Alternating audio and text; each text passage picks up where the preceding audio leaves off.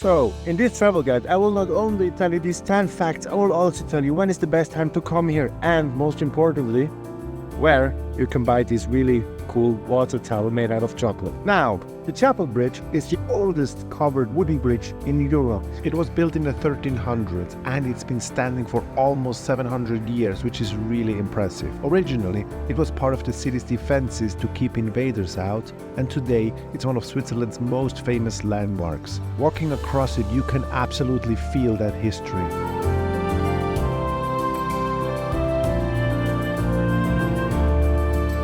Now the main attraction of the Chapel Bridge is this water tower right here. The Wasserturm, as we call it in Swiss German, is a tower that's actually older than the bridge itself.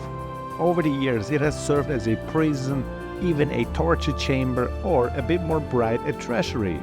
The tower and the bridge together make a great photo spot, and I think the combination of the two make it as popular as it is today. How do I get inside? And the thing actually is, it's not really possible to go inside. Now the closest way you can get to the water tower is actually from here, but as you can see, there is not much looking out. Today it's a room where you can have meetings inside, okay? You can have dinner if you privately book it.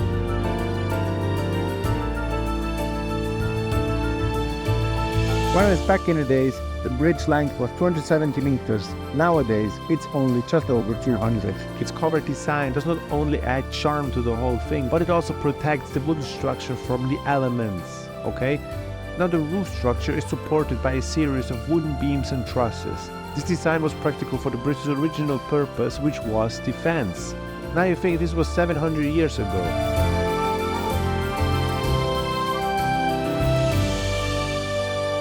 Although it looks fantastic, back in the days it had a completely different role. The Chapel Bridge was originally built as part of Lucerne's fortification.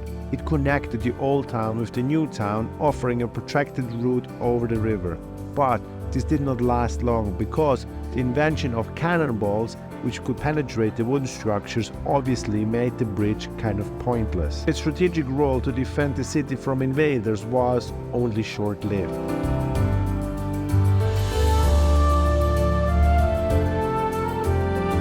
Now when you walk on the bridge, one of the things you will obviously notice is in 1993, a fire destroyed a large part of the Chapel Bridge.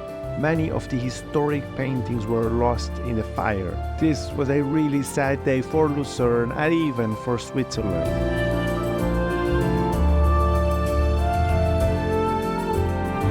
Now after the fire, they restored the entire bridge in just 8 months. Locals and historians worked together to bring the bridge back to life.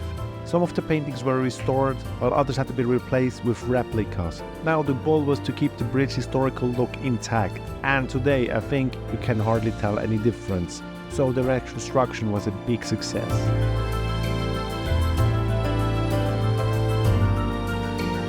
Now you see sometimes there is no paintings, sometimes there is the black parts. And the other ones that are still there are very beautiful to look at. Now these paintings from the 17th century show scenes from Lucerne's history and of legends as well.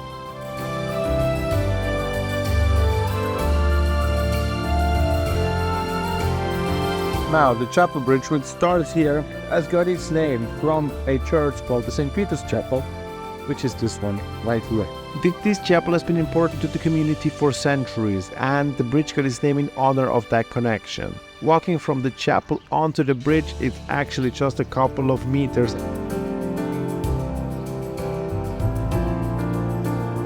And of course, today it is the symbol of Lucerne. It represents the history of Lucerne and its culture. The image of the bridge is often seen on postcards and on travel brochures. For locals, it's a sign of home, and for visitors, it's maybe one of the most photographed spots in all of Switzerland, and it's absolutely perfect to look at.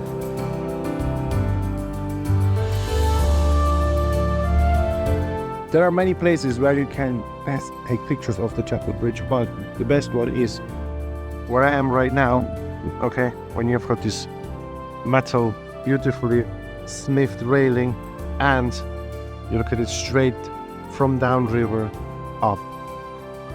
So the bridge is open 24 hours, 365 days a year. There is no entry fee, there is no barrier, nothing. As you see here, the bridge is really popular and you can easily come during the high season, but I recommend then you visit it towards the evening or even early in the morning, or when it's really especially beautiful is at night. This can be in summer or in winter. So for me, any time is a good time to visit the Chapel Bridge, but for pictures, stick to the times I just recommended to you. Now I owe you the location of where I got this chocolate tower. It is from the Confiserie Kurman, which is a chocolate and sweets manufacturer that's located actually just opposite the water tower. So you cannot get any closer than that. I hope you enjoyed this tour of the Chapel Bridge. I'm going to enjoy my chocolate now. See you soon around in Switzerland. Bis bald und tschüss.